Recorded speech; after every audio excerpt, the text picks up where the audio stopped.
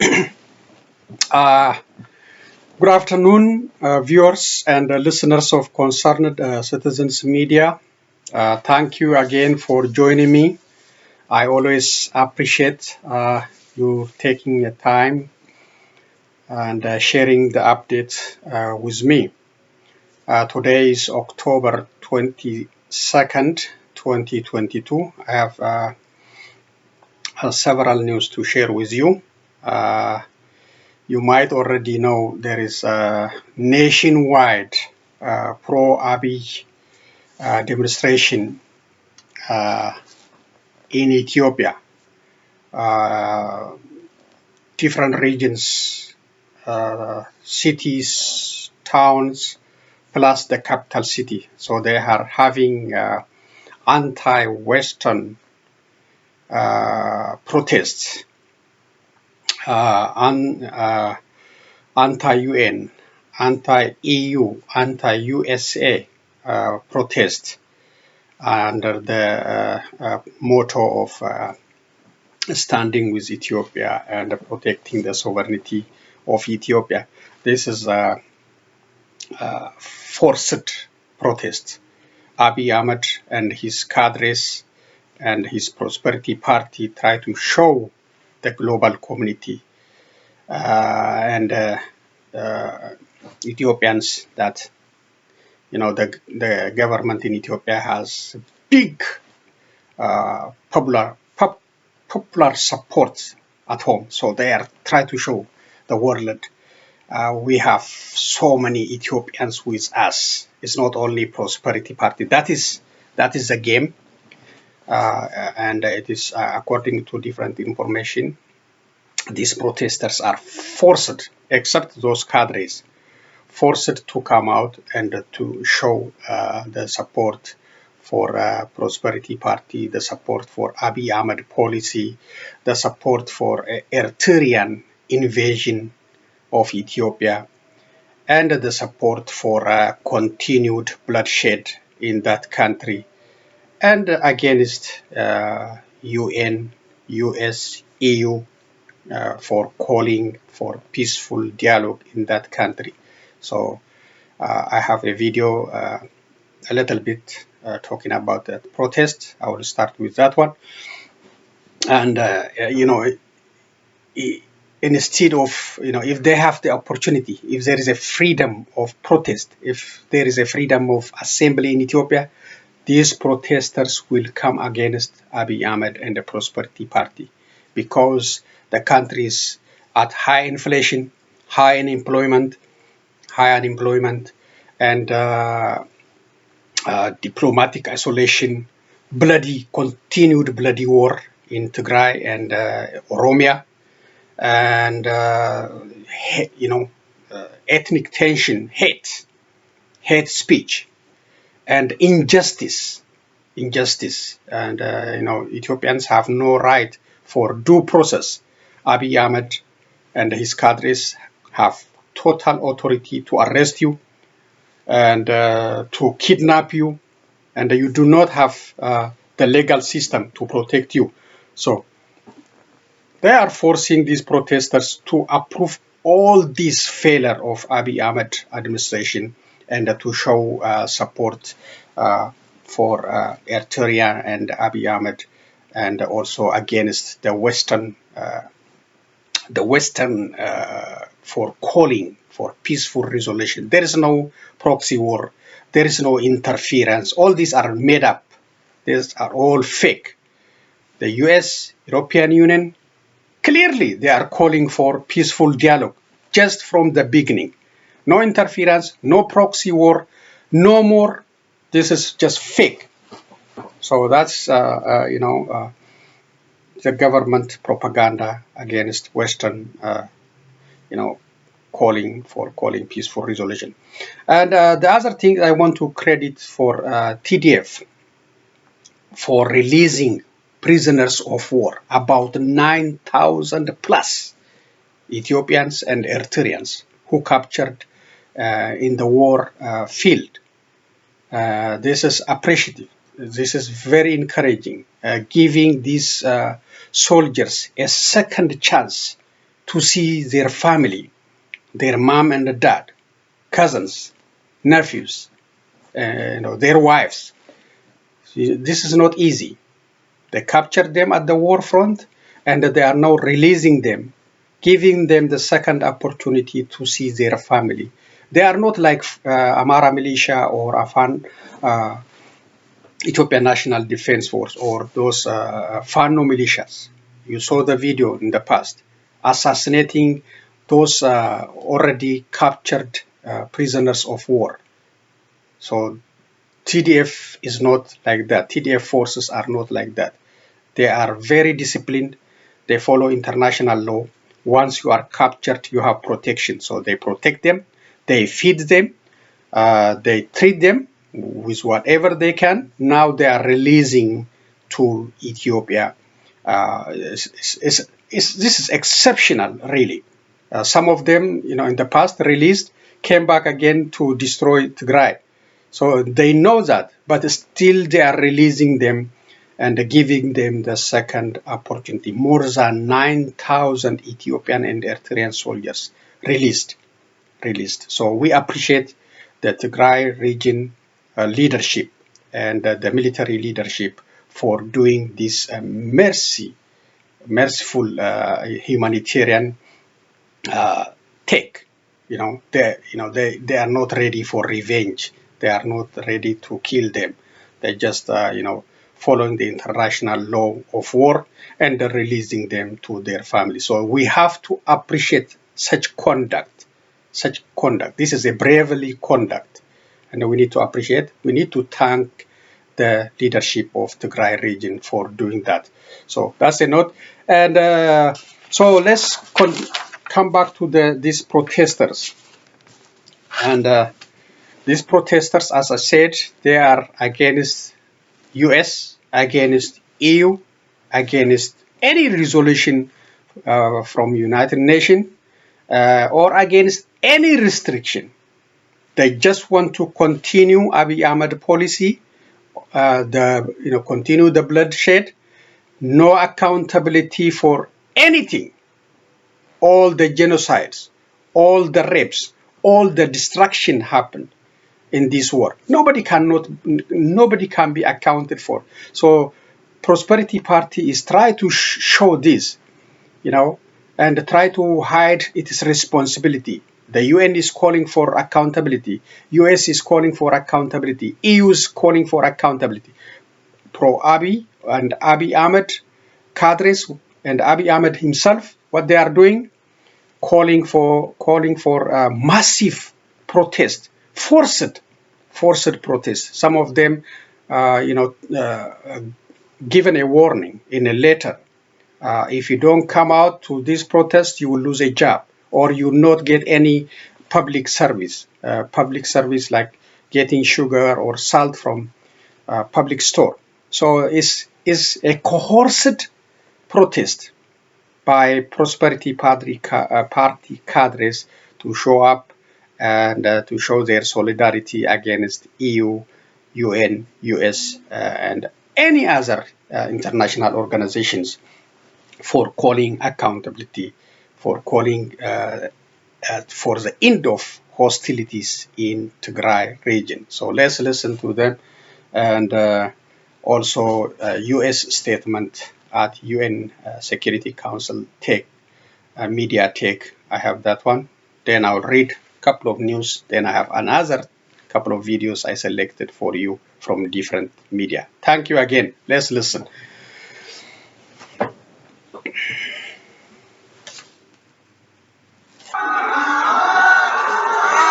Hundreds of thousands rallied across Ethiopia on Saturday to denounce what they termed as Western interference in their country's internal affairs. At this rally in Addis Ababa's Meskel Square, the protesters waved Ethiopian flags and carried placards supportive of the Federal Army's renewed offensive against rebels in the northern region of Tigray. What I want to convey to the West is that we want peace and love. We don't want anyone to die. All people are our people. We do not need anyone's interference. We can manage our country with our own sovereignty. Many people displayed banners urging the United States to stop supporting the Tigray People's Liberation Front, which has been locked in an armed conflict with Addis Ababa for nearly 2 years. To have a civilized country and people, we ask you to support development projects. Don't be a war sponsor. This is the voice of all Ethiopia. Government forces this week announced the capture of a string of rebel-held cities as calls for a ceasefire become louder. Okay, that's about protest. The next one is U.S. Ambassador Linda Thomas' statement on the situation in Ethiopia. Then I will stop there. Just a quick, brief statement. The Security Council just met to discuss the conflict in Ethiopia in a closed meeting. And I want to take the opportunity to thank the A3 and the African Union for leading on this process, including the statement that was issued by the African Union today. And we were briefed by the African Union. It's disappointing that the Council did not agree on issuing a statement, which is why it's important for me to come out here today. As the Secretary General said this week, and I quote, "The situation in Ethiopia is spiraling out of control. The social fabric is being ripped apart, and civilians are paying a horrific price. In the past week alone, we've seen a serious uptick in fighting and violence. Thousands of Ethiopian, Eritrean, TPLF forces are engaged in active combat. The scale of the fighting and deaths rival what we're seeing in Ukraine, and innocent civilians are being caught in the crossfire. Over 2 years of conflict, as many as 500,000 people have died, and the United States is deeply concerned about the potential for further mass atrocities, and we all should be. We're also horrified by the recent death of an aid worker from the International Rescue Committee and the injuries of others. We heard today that a total of 26 humanitarian workers have been killed over the course of the past 2 years. That's approximately 2 per month. This tragedy underscores the serious dangers facing humanitarian workers in the region. And as I told the Security Council just now, it's past time for all of the parties to lay down their weapons and return to peace. It is past time for a cessation of hostilities and for unhindered humanitarian access to all those in need. And it is past time for your Eritrean defense forces to halt their joint military offensive and for Ethiopia to ask Eritrea to withdraw its soldiers from northern Ethiopia. We're pleased that the AU announced that peace talks will begin on Monday in South Africa, and we welcome the strong statement made by the African Union the AU Peace and Security Commission today. And we welcome the stated commitment by the governments of Ethiopia and Tigray regional authorities to participate in these meetings. It is critical that all of the parties seize this opportunity and engage seriously in talks to bring an end to the fighting and the suffering of the Ethiopian people. Once the fighting stops, and it must, warring parties must negotiate concrete modalities to prevent a return to conflict, including security arrangements, a pathway to broader political dialogue, and assurances of unhindered humanitarian access and restoration of services. I can tell you that the United States is fully and actively engaged in diplomatic efforts at the highest levels of our government to support the African Union. The United States remains prepared to take appropriate measures against those who obstruct a resolution of this conflict, and we're determined to have those who commit human rights abuses held to account. Let me be clear, there is no military solution to this conflict. The only path forward is for the parties to pursue a negotiated settlement through peace talks, and we must prevent the region from spiraling further out of control. There's no time to waste. Thank you very much. Efrata Haptamu is marketing her hair and skin products manufactured here in Ethiopia. I will come back to the other two videos later on. So that is U.S. Ambassador Linda Thomas, UN Security Council media take on Ethiopia.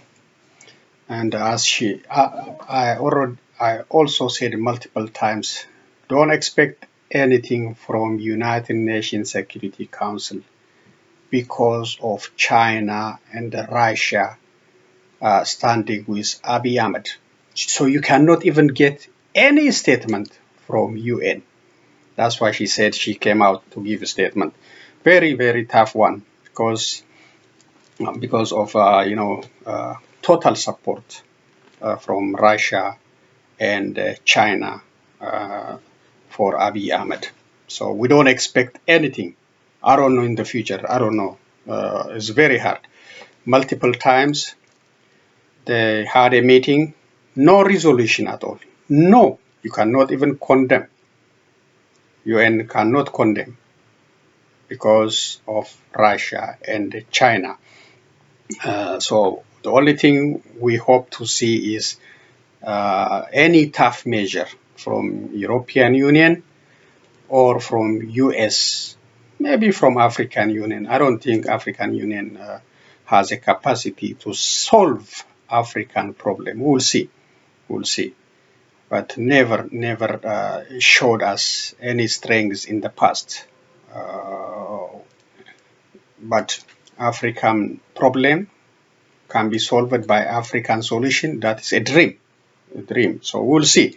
So she said, Linda Thomas said almost 500,000 dead, 500,000 soldiers and civilians dead in this war. This is an estimate. Nobody knows because there is no independent media. The government of Ethiopia sealed this war from, even domestic media cannot except maybe ISAT or Ethiopian Broadcasting Corporation or Fano may be allowed to talk about this war and giving us government propaganda. Other than that, no credible information is coming out of that this war, plus the war happening in Walega and Guji zone. Sealed off, no internet, no phone service, no media coverage. And it's just, hidden from the global community. So this is an estimate, 500,000.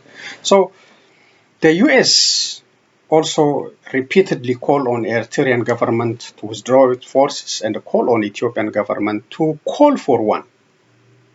Do you expect Abiy Ahmed will demand Eritrean to come out? No, he doesn't have a power.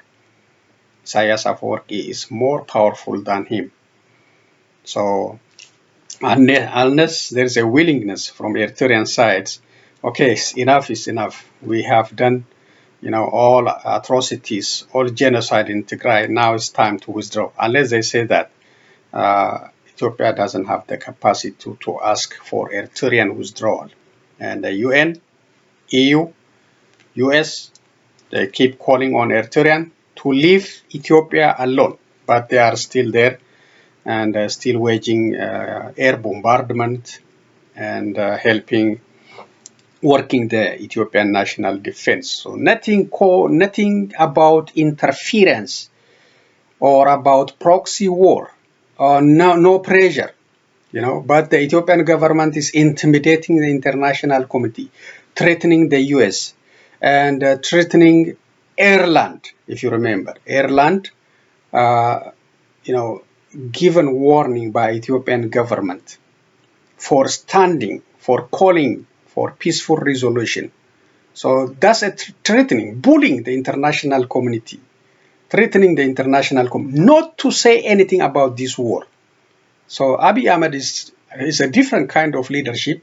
I hope one day he will be brought to justice. I hope he will not be escaped. For the time being, he will do everything to escape from responsibility for the genocide and for all atrocities carried out under his leadership. But the time will come. So, but the cadres are, calling on all these Ethiopians already suffering from high inflation and other challenges to come out to protest against, peaceful call from US, EU, and UN and other organizations. So that's the situation. They're supposed to, call for his resignation, call for freedom of expression, call for justice in Ethiopia. They are forced to support Prosperity Party agenda and to protest against those who are calling for peaceful resolution to end Ethiopia's problem. So Abiy Ahmed is saying he is peaceful, he is ready for peaceful resolution, but he is calling on Ethiopians to do something else, forcing them to protest US, to protest UN, to protest EU and other international organizations for not, for calling for peaceful resolution. They didn't call for proxy war. They didn't call for interference. No, they say this war must end, and the humanitarian aid must be given to those in need, and complete your issue through peaceful dialogue. That's what they're saying clearly, nothing hidden.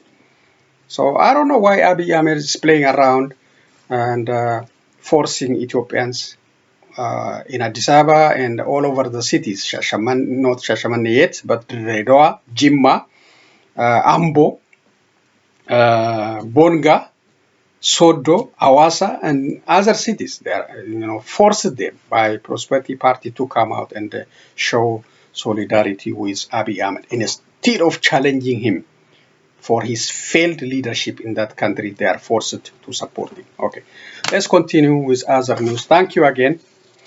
I have 3 different news to read.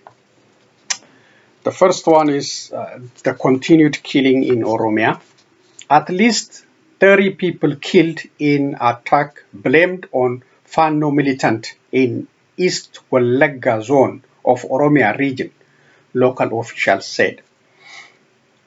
Fukadu Hunde, administrator of Kiramu district, told the VOA that at least 30 people were killed in the attack in 4 villages in Kiramu district in East Wallagga zone of Oromia regional state by armed Fano militants.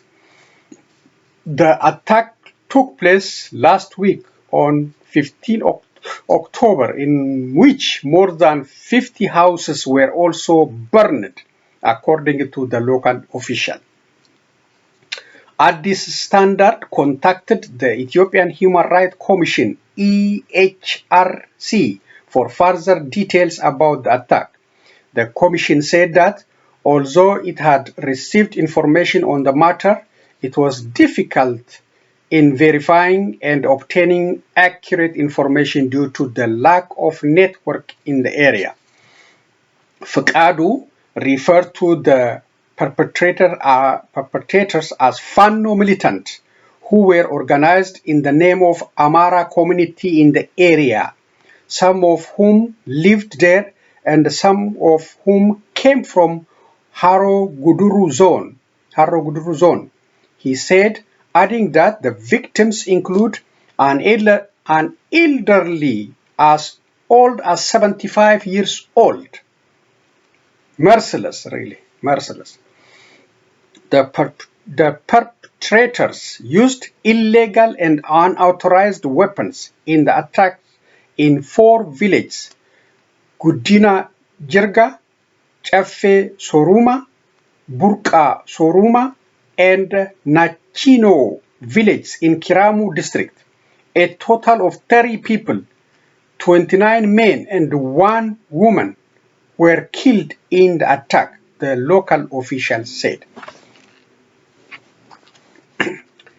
A resident of the district who want to give information under the condition of anonymity also told the media that he had 7 of his family members had fled Guddina Jirga village due to the attack. Early in the morning, without anyone knowing, they went around the village and started shooting. There was no way out and many people were killed there and some people fled.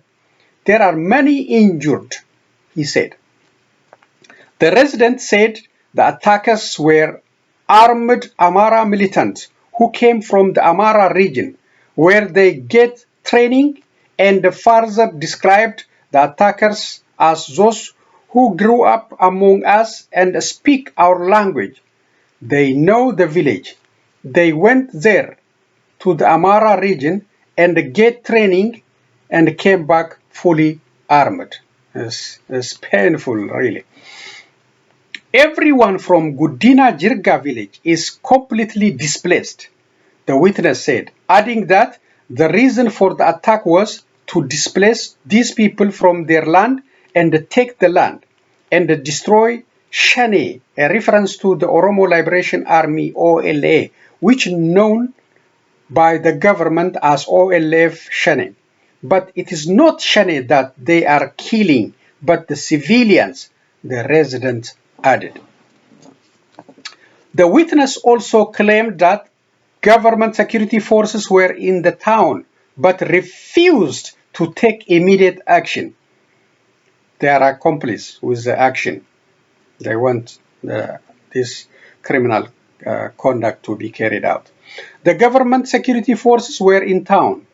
When we asked why they kept quiet, the answer was, we were told to stay in the city and wait for Shane not to enter. But we haven't been ordered about any other thing, you see. Dr. Diriba Abdelna, a resident of Naqamт city, the capital of East Wallagga zone, also told the VOA that he lost his father in the attack. I lost my 85-year-old father, Abdelna Duressa. Those who could have fled, but my father could not escape. He was shot dead while sitting at the door.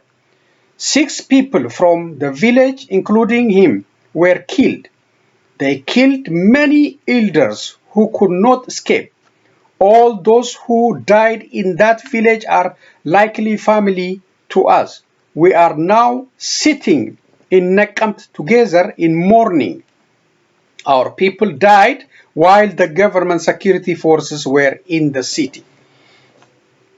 The militants also burned more than 50 houses and looted cattle, said District Administrator Fikadu Hunde, adding that the government security forces were moved elsewhere for work during the attack, which made it hard for them to counter the attack. Half of the security force went to Horro Guduru zone and half were in this district so that the enemy would not capture the area. But there are also times when information is missing. However, as soon as the attack took place, the militia in the district went and stopped the shooting and calmed the situation. Residents and officials in the region are often accused Fano militants for attacks at various times in Horro Guduru and East Wallagga zones of Oromia region. On 6 September, the Ethiopian Human Rights Commission released a report stating that more than 60 people from the Oromo community were were killed in 2 days of attack by armed men from the area and those from neighboring districts of the Amara regional state. Although the Commission's report didn't mention militant known as Fano, it confirmed that the killing of civilians on August 30 to 31 in Amuru district, Harogudur Wallaga zone, but confirmed the earlier news of Addis Standard about the attack, which residents blamed were by Fano militant. The attack came after government security forces deployed in the area were relocated to the area, Ethiopian Human Rights Commission's report said, adding that more than 60 people were killed, more than 70 injured, and 20,000 were displaced. Furthermore, properties and cattle of the residents were looted during the 2-day attack on 30 and 31st August. Credit at this standard. So that is the situation. And instead of,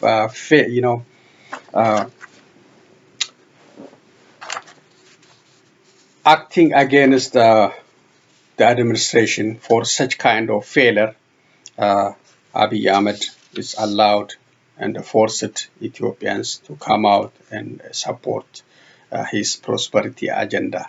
But his prosperity leadership is failed in multiple fronts, especially in this range.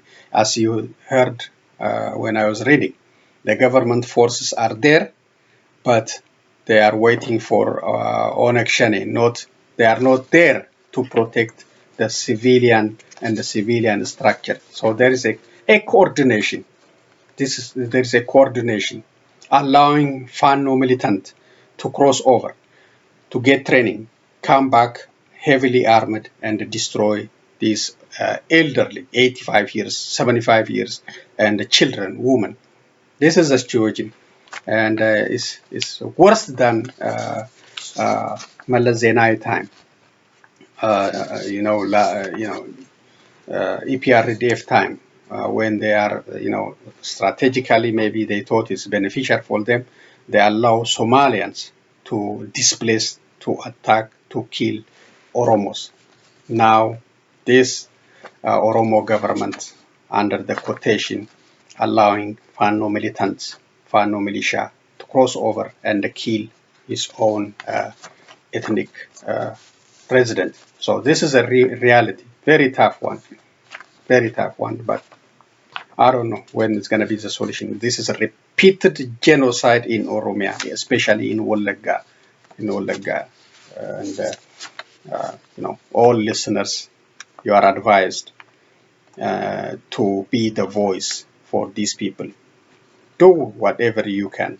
Contact your senator, congressman, White House, State Department. Let them know what's happening in Oromia. Okay, this is European Union from Joseph Borrell. EU says it stands by UNSG statement as Ethiopia plans national rally to denounce interference by some Western powers. Okay. Joseph Borrell, the High Representative of the European Union for Foreign Affairs and Security Policy and the Vice President of the European Commission, said the EU stands by the statement of UN Secretary General Antonio Guterres in this moment of dramatic escalation of violence in Ethiopia. Borrell further said that the number of casualties and the level of human suffering is staggering in the Tigray region, and added it was time for all to rally around peace. On October 17, Antonio Guterres issued an unprecedented statement in which he warned that the situation in Ethiopia was spiraling out of control. The social fabric is being ripped apart, and the civilians are paying a horrific price. Hostilities in Tigray must end now, including the immediate withdrawal and the disengagement of Eritrean armed forces from Ethiopia, the Secretary General said. Violence and destruction have reached alarming levels in Ethiopia, he added, and called for an urgent resumption of talks towards an effective, lasting political settlement. He also pledged the UN readiness to support the African Union in every possible way to end this nightmare for Ethiopian people. The federal government has rebuked the Secretary General's statement. Ambassador Taye Asselassie, permanent representative of Ethiopia to the United Nations, rebuffed the Secretary General's statement as unwarranted, which failed to reflect the reality. So that's Ambassador's response for UN Secretary Generals for calling urgent action on Ethiopia. Yeah, so Ethiopia is defending itself. That's credit again at this standard. Okay, this is the last one. This is from Homeland Security, U.S. Department of Homeland Security, giving a chance for Ethiopians who are already here on temporary visa. So the government of the United States allowing them to stay for 18 months because of the situation in Ethiopia. Let me read what it says. Department of Homeland Security designates Ethiopia for temporary protected status for 18 months. 18 months. The Department of Homeland Security, DHS, announced the designation of Ethiopia for temporary protected status, TPS, for 18 months. Only individuals who are already residing in the United States as of October 20, 2022 will be eligible for temporary protection status, TPS. The United States recognizes the ongoing armed conflict and the extraordinary and temporary conditions engulfing Ethiopia, and the DHS is committed to providing temporary protection to those in need, said Secretary of Homeland Security Alejandro Mayorkas. Ethiopian nationals currently residing in the U.S. who cannot safely return due to the conflict-related violence and a humanitarian crisis involving severe food shortage, flooding, droughts, and displacement will be able to remain and work in the United States until conditions in their home country improve. A country may be designated for TPS when conditions in the country fall into one or more of the three statutory bases for designating ongoing armed conflict, environmental disaster, or extraordinary and temporary conditions. This designation is based on both ongoing armed conflict and extraordinary and temporary conditions in Ethiopia that prevent Ethiopian nationals and those of no nationality who last habitually reside in Ethiopia from returning to Ethiopia safely. Due to the armed conflict, civilians are at risk of conflict-related violence, including attacks, killing, rape, and other forms of gender-based violence, ethnicity-based detentions, and human rights violations and abuses. Extraordinary and temporary conditions that further prevent nationals from returning in safely include humanitarian crises involving severe food insecurity, flooding, drought, large-scale displacement, and impact of disease outbreaks.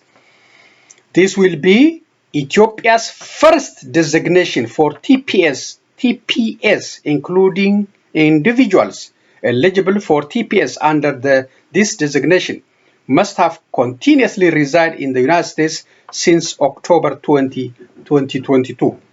Individuals who attempted to travel to the United States after October 2022 will not be eligible for TPS under this designation. Ethiopia's 18-month designation will be into effect on the publication date of the forthcoming Federal Register Note. The Federal Register Note will provide instruction for applying for TPS and the employment authorization document. TPS applicant must meet all eligible requirements and undergo security and background checks. So appreciated the U.S. Department for understanding the challenge we are facing in Ethiopia. So just apologies for a few seconds, please. Okay, let's finish up today's presentation by listening a couple of videos I selected for you. Thank you again. Let's listen. At the African Fashion Week at the African Union Commission, some of the ingredients are imported. And we have 3 types of skin products. We have cream and butter and lotion. So the raw materials. This is talking about the restriction of importing goods. Businesses like Freitas will be impacted by a new government directive not to prioritize the importation of some items, including beauty products. Letters of credit will also not be given by banks to importers of whiskies, beer and other alcoholic drinks, artificial hair, perfumes, seafoods and cigarettes, among other items. The ban also covers automobiles, motorcycles and three-wheelers. The government says the prioritization of imports will help steer the available foreign currency to more critical items like medicine and basic commodities, as well as raw materials for manufacturing. It also aims to curb illegal forex trade. Economists say these moves are based on attempts at macroeconomic stabilization and the need to create a foreign reserve buffer. Ethiopia's foreign currency strain stems from domestic challenges, including conflict in parts of the country. But there are also external shocks. The Ukraine crisis has led to an increase in oil prices, an increase in wheat prices, food prices, and this has had a ripple effect on global supply chains, and it's led to countries in Africa, including Ethiopia, to be paying much more for imports, especially for fuel and food. Economist Ali Zafar says there is a need to work towards a lasting solution of expanded reserves. It's a time for countries to develop their export diversification strategies, non-traditional exports, because the world economy will pick up. And exports are a very good source of foreign exchange. The second thing countries like Ethiopia and others do is that they mobilize diaspora remittances. Diaspora inflows are very important to help to give what we macroeconomists like to call a counter-cyclical buffer. In the meantime, investors like Ephrata might have to adjust to using locally available ingredients. It might affect us a little bit, but it's a win-win because people will start to use our products, Ethiopian products. So that's a great opportunity for them, I guess. However, there is speculation already that traders of banned products might take advantage and increase prices of the stock they have as customers' choices become limited. What makes up the simulation center here at Ross one more University after this advertising is actually 2 different areas. Primary area is the Simulation Institute. The other portion of that. She will begin her term as Italy's prime minister in challenging times. Giorgia Meloni has promised to form a new government quickly as pressure mounts both at home and abroad. At such a critical time in our nation, we reiterate that we are ready. We want to move forward as quickly as possible. The new government, she says, will bring stability to the country as it tackles inflation and soaring energy prices. Meloni's conservative bloc won the parliamentary majority in last month's elections, but her leadership is already being questioned. Leaked audio messages suggest former Prime Minister and ally Silvio Berlusconi bragged about his friendship with Vladimir Putin, appearing to justify Russia's invasion of Ukraine. Russian ministers said on more than one occasion that we are already at war with them. Why? Because we provide weapons and financial help to Ukraine. I personally can't express my opinion, because if someone shares it with the media, it may cause a disaster. But I'm very, very, very worried. I reconnected with President Putin a lot. He sent me 20 bottles of vodka and a really sweet letter for my birthday. I responded with 20 bottles of Lambrusco and a similarly sweet letter. I've been declared by him the first of his 5 true friends. The revelations have led to tensions within Maloney's coalition, fueling fears of radical far-right policies within her bloc. She's tried to calm skepticism, especially among European allies, but doubts linger. So the question for Europe will be, is Italy going to go wobbly? Will Italy remain a staunch NATO ally? Will Italy continue the Draghi policy of supporting Ukraine against the Russian invasion? Meloni says yes, her deputies are wobbly. Her party, the Brothers of Italy, has neo-fascist roots, is tough on immigration, and has openly criticized the European Union. Supporters say Meloni's coalition can help Italy's struggling economy, but critics fear it's shifting Europe's geopolitics further to the right. Now millions of people across Italy and Europe cautiously await to see how the nation's first far-right coalition since the Second World War will govern. Buona serata e buon lavoro. Katia Lopez-Oloyan, Al Jazeera. Okay, that's about a new Prime Minister of Italy, maybe the first woman. It's the first conservative since World War II. So we'll see how she's gonna face the challenge Italy and the Italians are encountering. So the Ethiopian issue about restriction on imports, as I said, nothing good about Abiy Ahmed, nothing really. There is a shortage of dollar in that country. They can't even buy medicine and other basic necessity for the people. Very tough, very tough. Every direction you go negative about Abiy Ahmed.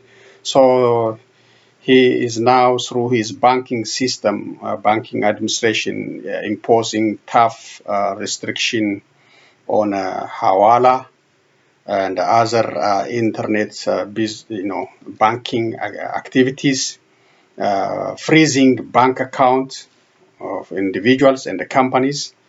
So they are taking advantage, taking their money,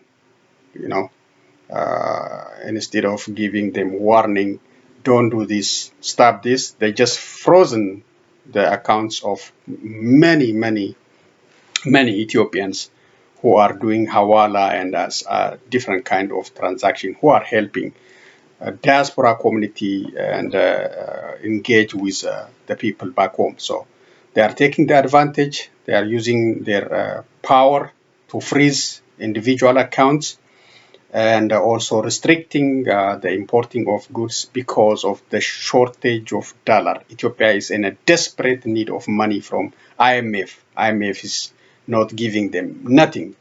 They are, last time Ahmed Shide was in DC, he didn't get nothing. He went back home empty hand and faced also tough protest from Tigray in diaspora community. Ashamed, face to face, challenged him. She called him as a genocider, killer of her family back home. So that's the situation. Ethiopia is in a very dire situation under Abiy Ahmed leadership. But instead of challenging him, they are forced to come out and support his policy. Thank you for joining me. I will be back with other news and updates. Be safe and enjoy your weekend. So long, everyone.